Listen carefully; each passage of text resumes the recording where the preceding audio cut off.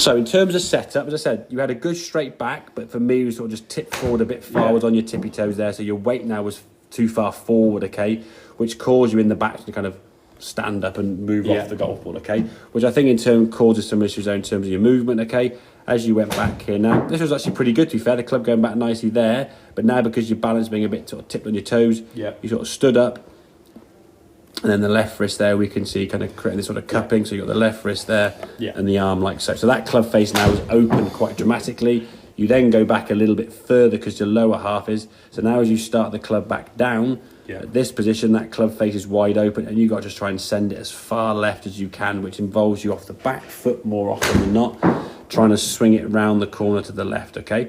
On occasions, you actually got pretty good at doing that, but it was very high, often losing a bit of sort of forward momentum, okay? So the feeling you've got to try and have, now this is where the practice swing is going to come in, okay?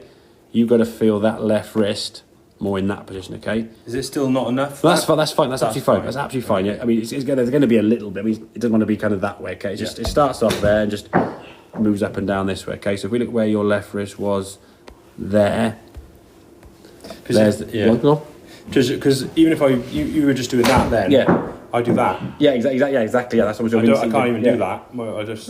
But because that's as far as you go. You see. Yeah. You just go further. How do you go further? Yeah. You turn that way. That's so if you try need to get a bigger backswing because you feel like you can't turn as much, maybe because there's some issues in flexibility, people will create a substitution. Okay, which is to your case, a lot of leg. Yeah. And then that. Okay, as opposed to a bit less leg and just. I mean, we're each trying to hinge the wrist to 90 degrees. Yeah. Yeah. Maybe sort of hinging it that way. That's kind of more lob shot. We see the guys on top like a real kind of like they'll cut the wrist here and basically slide the club under, send the ball up in the air. So that's absolutely fine. Okay, so that left wrist movement there is better. Again, this is in the practice swing, obviously not the real swing. Okay, so there's your backswing there. You want to do this in your again. Even just doing that movement there is an exaggeration. That there's closed, obviously. Okay, and that was the positions I was getting you into. Hence, when the club face was closed, it was going way left.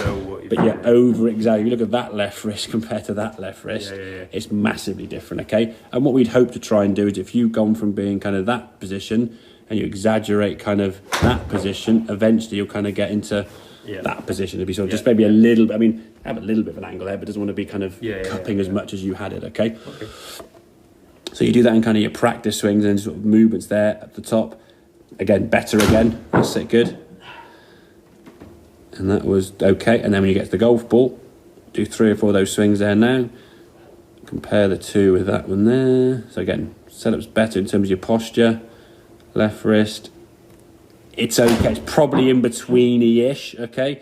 But then it does go a lot further. As we said, your back's in there. You only really need to go to about there with a 7-iron.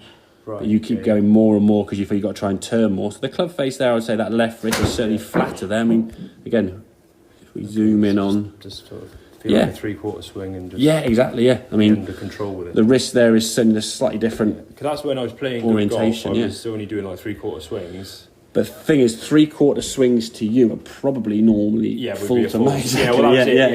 Not feeling like I'm trying to hit the level of it. Exactly. Because I mean, that's your length of back, so you need to go there for your arms really. But the club keeps going there and there, so it goes further anyway. Yeah. But at least going back to golf ball, the club face now is square. The ball now just follows your path, which, as we said, is left to target. Because you're setting up knowing full well that ball's going to have kind of that spin off to the right. So therefore, okay, I'm going to swing the golf, but now the ball is going way left on the driving range, hitting a more of a right to left, more efficient, lower ball flight shot. And then what we'll then look at now, we'll do a few shots towards the end here now, to stop it going to the left so much. As we get to the top of the backswing, we're going to kind of bump ourselves to target and get onto that left side better, which eliminates the shank and the fat shots, and obviously the pull to the left. You tend to sort of spin on your back foot trying to hit it somewhere left because you're trying the ball to spin on your left foot. I think the same way as if you were going to try and throw a rugby ball a long way, the first move you're going to make is towards the person. You're not going to try to go there and go spin around, are you? You move towards the target, or if you're skimming a pebble or whatever, there's going to be movement. You're going to punch it back, you're going to go that way first. You're not going to go and just spin around. But because you knew the ball was going to have some curvature that way, you just spin on this and just send it as far left as you can. So we'll try and put a bit of that sort of move in there. If you feel like your brain's kind of thinking so much on that and you can't, that's fine. But just to give you maybe something to go forward and practice on, what I would suggest, if you do practice here or the range or wherever you go at your golf balls and stuff, Send some videos through, record some own swings, and just see where that left wrist is. It can be normal speed or slow, it doesn't make any difference, okay? From down the line, send them across so we can see whether you get in the right position. And then once that progress starts kicking in, okay, you actually feel quite good now, and the ball's just going left. Yeah. Then, in that position, we can start moving yourself to the left side better. Okay. Okay, does that make sense? Yeah. Cool. Have a few more, anybody?